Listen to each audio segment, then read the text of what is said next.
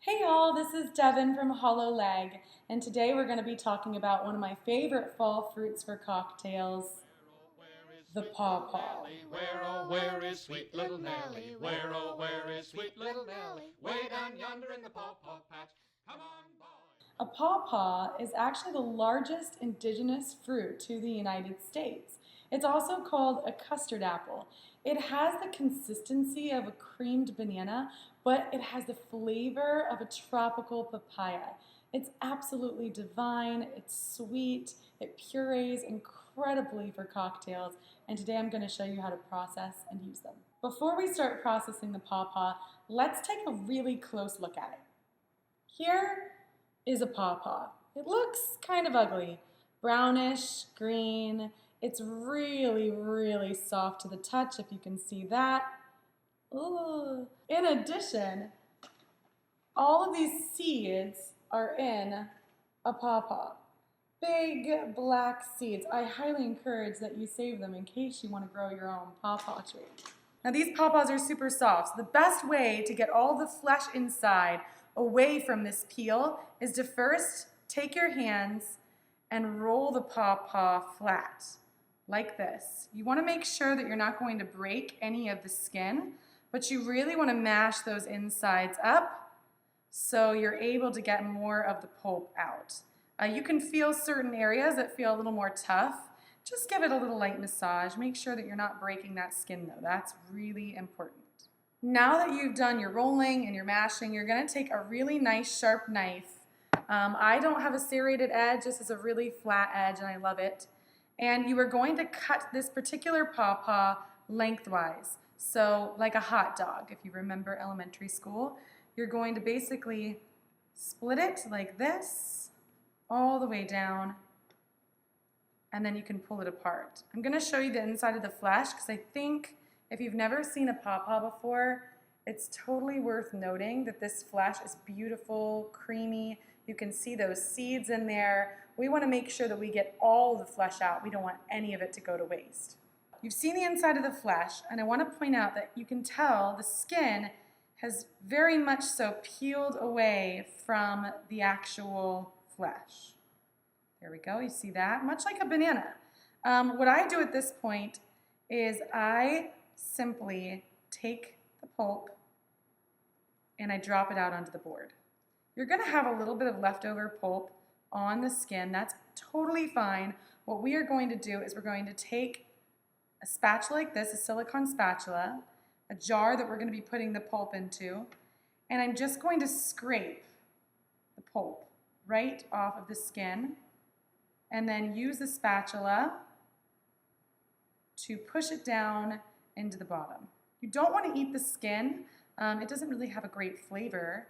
However, you could save the skins for later and either compost them for your compost bin, or you could even put them in a pot with a little bit of sugar and water, equal parts, and make a pawpaw simple syrup, which is what I will be doing. I just want some of that extra flavor.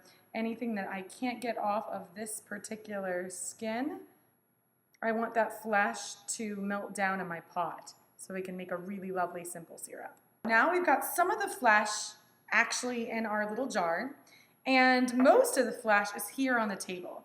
This is the more challenging part. Now that you've got the seeds in here, the seeds don't easily come away from the flesh. They are really embedded in there. Here's a close-up of what a seed looks like with the flesh still around it.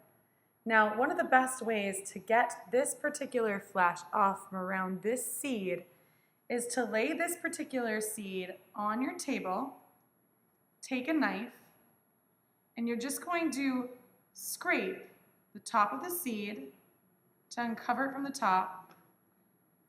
It will poke out like this. Flesh is uncovering it now. And then you're going to, like a present, peel it out of its casing. And add it to your pot. All right, so we've got all of our pawpaw flesh into our ball jar. Now we're going to take a lovely clean paper towel, go around the edge, make sure that there is no pawpaw flesh that's stuck to the outside. Also, do the same for around the ring.